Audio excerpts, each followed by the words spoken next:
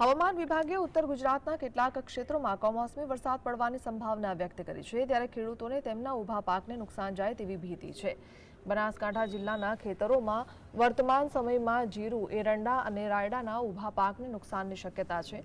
વરસાદ પડે તો રવિ પાકને ગંભીર નુકસાન થવાની શક્યતા છે।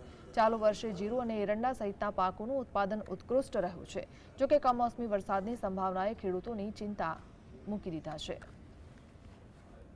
ખેડૂતે રાયડો વાયો છે, એરંડા વાયા છે, રાજગરો વાયો છે, બટાકા વાયા છે, બરાબર ખાવા જીરું વાયું છે, બધી કોઈ શાકભાજી બીજું બધું ખેડૂતની લગતી બધી વસ્તુ તો વાયેલી જ છે। એ વાવેતર તો કરેલું જ છે, સારા છે વાવેતર હાલમાં। બોલો, અને જો વરસાદ પડે તો ખેડૂતોને શું નુકસાન થાય? બધી રીતનો હાલ તો કોઈ પાક તો ખેડૂતને મળ્યો જ નથી, બધો ખેતી ઉપર ઉભો જ છે, જમીન ઉપર, બરાબર। એટલે ખેડૂતને નુકસાન જ થાય, બધી સિઝનમાં નુકસાન થાય, એકમાં ના થાય, બધામાં થાય। કર્યું છે આમાં એરંડા છે, રાયડો છે, તમાકુ છે, ઘઉં છે, અને રાજગરા છે, બટાકા છે।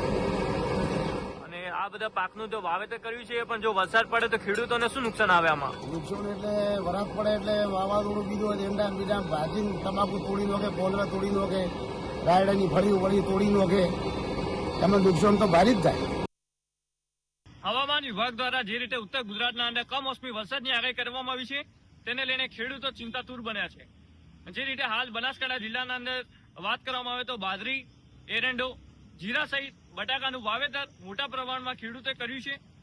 જો કે વરસાદ પડે તો ખેડૂતોને મોટા પ્રમાણમાં નુકસાન થઈ શકે છે, તેમનો પાક બળીને ખાક થઈ શકે તેવી સ્થિતિ છે।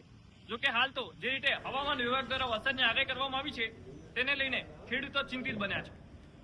ધ્રુવ પરમાર, GSTV, બનાસકાંઠા।